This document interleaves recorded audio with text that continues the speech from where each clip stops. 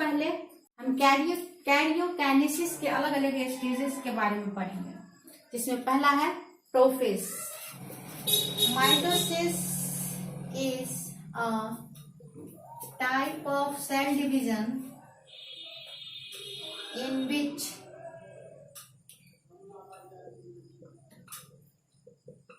single parent cell divides into quantitatively and qualitatively equal. Mitosis is a type of cell division in which a single parent cell जो है वो दो daughter cells में divide करते हैं, जो कि क्वांटिटेटिवली एंड क्वालिटेटिवली इक्वल है। तो one single mother cell 2n condition में है, जिसमें कि क्रोमोसोम का संख्या जो है वो 2n कंडीशन में है। ये डिवाइड होते हैं, जो डॉटर सेल बनते हैं वो भी 2n कंडीशन में, ये भी 2n कंडीशन, ये भी 2n कंडीशन, ये भी मत। क्वालिटी और क्वांटिटी दोनों में ये सिमिलर होते हैं मदर सेल का। सिंगल मदर सेल जो है वो डिवाइड होके 2 qualitative and quantitatively equally daughter cell बनाते हैं। माइटोसिस इस प्रकार का सेल डिवीजन है, वो जो है क्वांटिटी और क्वालिटी दोनों में ये डॉटर सेल्स इक्वल होते हैं। Number of chromosome mother cell के बराबर होने के कारण इस डिवीजन को इक्वेशनल डिवीजन भी कहते हैं। इस सेल को क्या बोलते हैं? इक्वेशनल डिवीजन, क्योंकि इसमें क्रोमोसोम का जो संख्या है वो संख्या मदर सेल के बराबर है। अब 1 by 1 कैरियोकाइनेसिस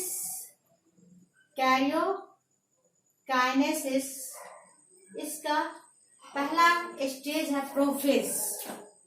प्रोफेज की अवस्था में क्या होता है कि न्यूक्लियस का साइज बढ़ जाता है, और इंटरफेज में ही डिवाइड जो किया था सेंट्रोसोम 2 सेंट्रियोल में, ये दोनों अपोजिट पोल्स की तरफ बढ़ने लगते हैं। दिस इज न्यूक्लियोलस, ये न्यूक्लियोलस है। ये भी धीरे धीरे शुरू की अवस्था में ये बॉल की तरह दिखते हैं, माने ये न्यूक्लियस का साइज बड़ा हो जाता है, और उस समय में ये जो क्रोमेटिन थ्रेड है, ये इसको इस वक्त क्रोमोसोम नहीं कहते, इसको कहते हैं क्रोमेटिन थ्रेड। ये पूरे एक डेंस ऊल के बॉल की तरह दिखता है। किसकी तरह दिखता है? ऊल के बॉल की तरह, लाइक अ वुलन बॉल। तो यहाँ पे सेंट्रियोल जो है वो अपोजिट डायरेक्शन की तरफ बढ़ने लगता है, और ये जो क्रोमेटिन थ्रेड है एक वुलन बॉल की तरह दिखता है, जिसके कारण इसको हम क्या बोलते हैं? एस्पाइरिमी स्टेज। ये एस्पाइरिमी स्टेज बोलते हैं, जब ये वुलन बॉल की तरफ पूरे ये क्रोमेटिन थ्रेड जो है इसमें दिखाई देता है। प्रोफेज अवस्था की शुरुआत में, अर्ली प्रोफेज में, nuclear membrane, endoplasmic reticulum membrane, Golgi membrane, ये सब डिसोसिएट होने लगते हैं। धीरे धीरे ये सब क्या होते हैं? डिसोसिएट होने लगते हैं। एंड सेंट्रियोल जो कि अपोजिट पोल्स की तरफ गया, ये चेंज दिखाई पड़ा, और क्रोमेटिन फाइबर जो है वो कंडेंस हो गया, जिसके कारण वो एक बॉल की तरह दिखने लगा। और यहीं से जो क्रोमोसोम है वो छोटे और मोटे, shortening and thickening of chromosome start in this stage. ये स्टेज जो है, ये कौन सा स्टेज है?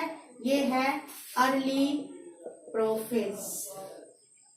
और जैसे ही प्रोफेज का अंतिम चरण आता है तो क्या हो जाता है? लेट प्रोफेज में ये न्यूक्लियर मेम्ब्रेन जो है वो धीरे धीरे क्या होते हैं? गायब हो जाता है। न्यूक्लियस भी धीरे धीरे क्या होता है? लोप होने, डिसोसिएट, गायब होने लगता है। क्रोमोसोम जो है वो छोटे और मोटे होने लगते हैं, जिसके कारण जो क्रोमेटिन थ्रेड है वो छोटे और मोटे होने लगते हैं, जिसके कारण ये बाद में पृष्ठ रूप से दिखाई पड़ते हैं। तो ये चेंज हमने देखा किसके अंतर्गत, प्रोफेज के अंतर्गत। अब लेट प्रोफेज में, ये अर्ली प्रोफेज है, अर्ली प्रोफेज। लेट प्रोफेज में स्पिंडल फाइबर फॉर्मेशन हो जाता है, न्यूक्लियर मेम्ब्रेन पूरी तरह से लुप्त हो जाते हैं, और स्पिंडल फाइबर, ये जो सेंट्रियोल है जो कि अपोजिट पोल की तरफ बढ़ रहे हैं, इनमें क्या बनने लगता है, स्पिंडल फाइबर्स। स्पिंडल फाइबर्स का फॉर्मेशन शुरू हो जाता है। सो फाइबर इज, और ये जो फाइबर्स है, जो स्पिंडल फाइबर बने हैं, ये कहाँ जाके अटैच हो जाते हैं। अब इस स्टेज में आके हम क्या देखते हैं, ये आके अटैच हो जाते हैं कहाँ, क्रोमोसोम में। दिस इज, ये जो है ये है सेंट्रियोल, ये है सेंट्रियोल अपोजिट पोल की तरफ, और ये जो है वो स्पिंडल फाइबर है। ये स्पिंडल फाइबर कहाँ अटैच हो जाते हैं, क्रोमोसोम में।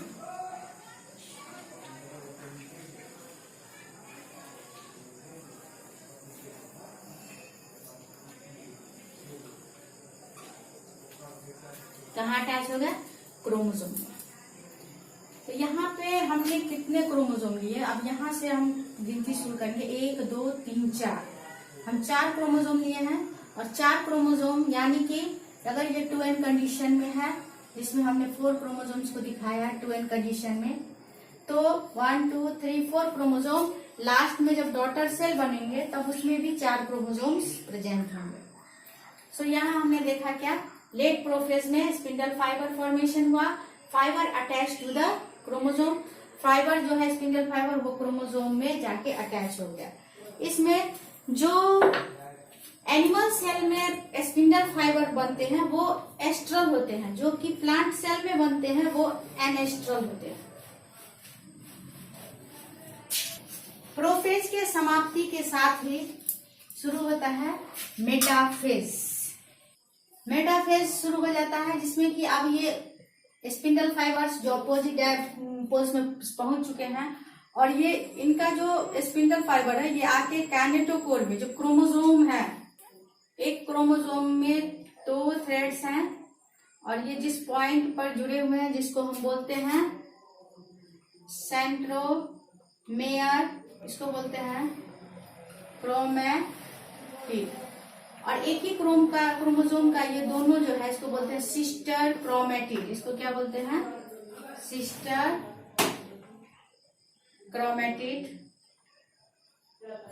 ठीक, तो इसमें हम क्रोमोसोम को देख रहे हैं, हमने 4 क्रोमोसोम लिया, 1 2 3 4, और यहाँ जो एक प्लेट सा स्ट्रक्चर है जो कि सेंट्रोमेयर के पास, इसको हम बोलते हैं काइनेटोकोर, और इसी काइनेटोकोर में, ये जो काइनेटोकोर है इसी में स्पिंडल फाइबर आके अटैच हो जाता है।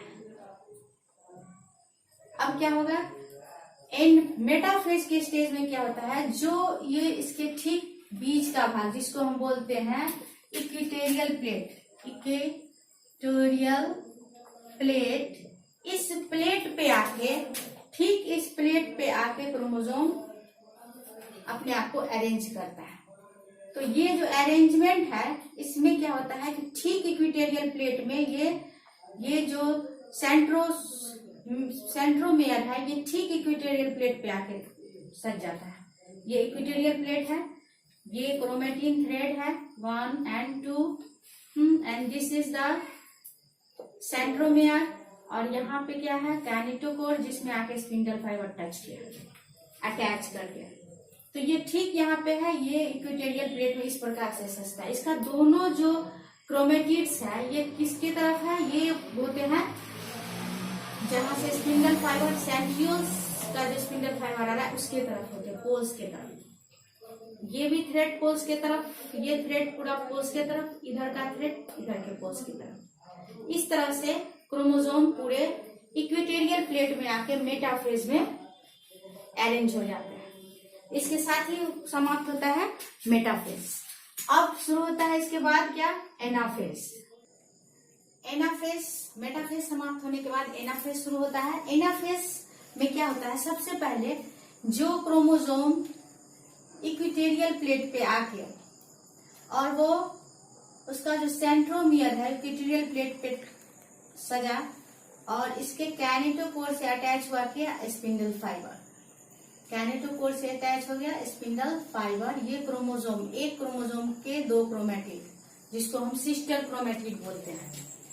एनाफेज में सबसे इंपॉर्टेंट ये जो सेंट्रोमियर है वो डिवाइड करता है, जिसके कारण ये दोनों क्रोमेटिड, सिस्टर क्रोमेटिड, वो स्प्लिट कर जाते हैं। और जब ये स्प्लिट करते हैं, इसके स्प्लिट के साथ ही इंटरजोनल फाइबर विकसित हो जाता है। इसको बोलते हैं इंटरजोनल फाइबर। ये इंटरजोनल फाइबर है जो कि सेंट्रोमियर के स्प्लिटिंग के साथ ही अपीयर होते हैं। और ये क्या करता है, दोनों ही सिस्टर क्रोमेटिड को अपोजिट पोल की तरफ पुश करता है। ये इसको forces responsible for movement of the chromosome from the equatorial plate to poles. Poles के तरफ ये जो क्रोमेटिन थ्रेड है, इसको ये क्या करता है, पुश करता है, इसको ढकेलता है किसकी तरफ,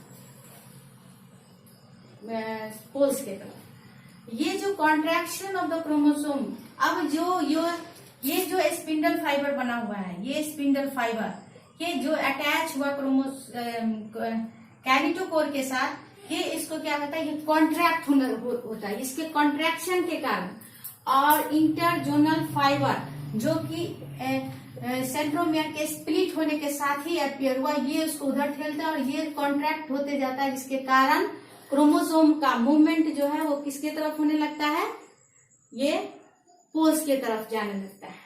the contraction of the chromosomal fibre and stretching of the interzonal fibre ये पॉसिबल बनाता है कि जो क्रोमेटिड थ्रेड्स हैं वो दोनों जो है सो किसके तरफ बढ़ने लगते हैं, अपने अपोजिट पोल की तरफ, अपने रेस्पेक्टिव पोल्स की तरफ बढ़ने लगते हैं। तो ये एनाफेज है। अब ये जब इधर की ओर बढ़ रहे होते हैं, इस समय अगर मेटासेंट्रिक है तो ये कौन शेप में आ जाता है, इन्वर्टेड वी शेप में, ये है एल शेप में, और ये जो है वो जे शेप में आ जाता है। कौन, जो कि क्या है, एक्रोसेंट्रिक। एक्रोसेंट्रिक किसके शेप में आता है, जे शेप में।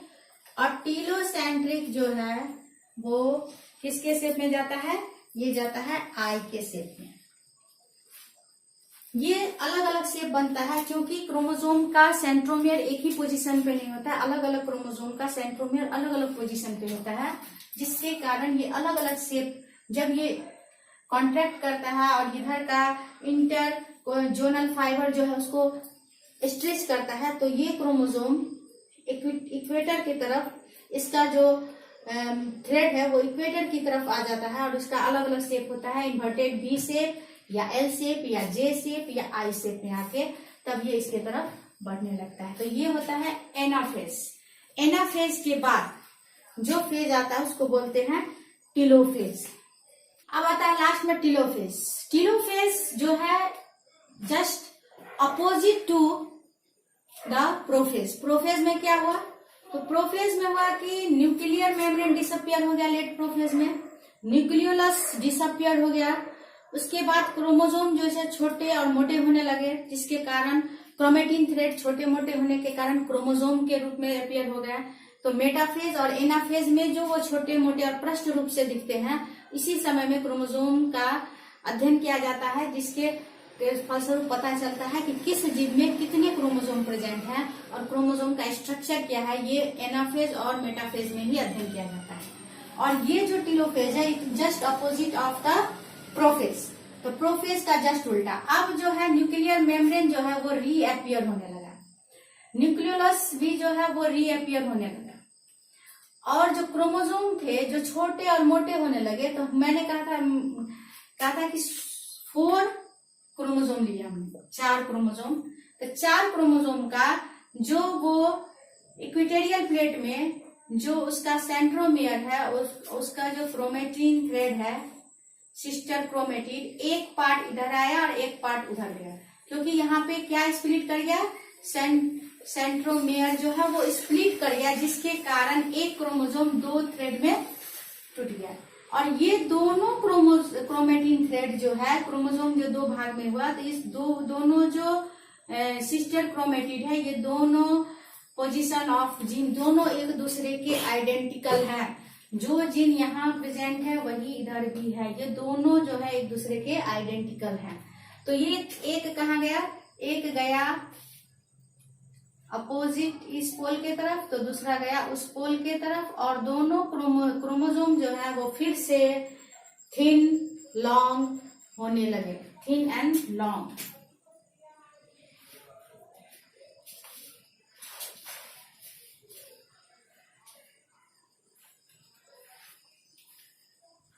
जो ये डिसअपियर फिर से रीअपियर होने लगे nucleolus, this is nucleolus.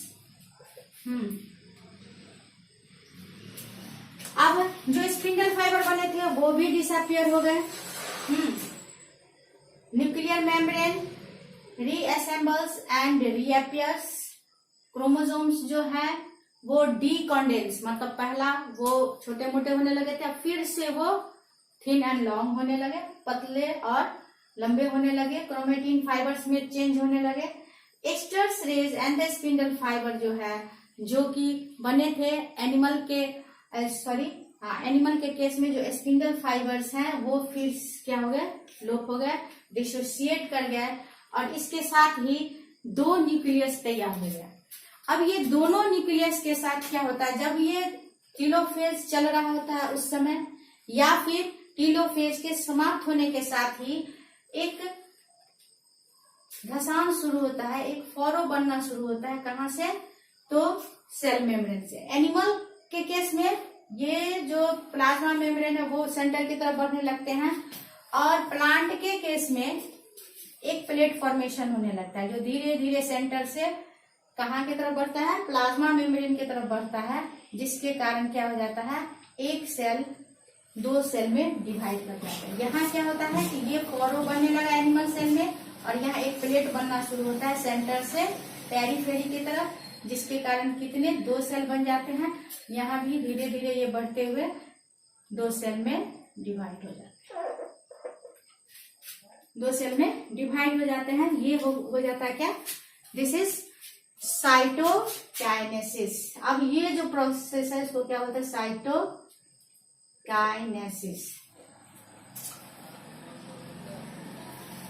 So now again I have phrased this one, cytokinesis. If it is animal cell, then what will happen?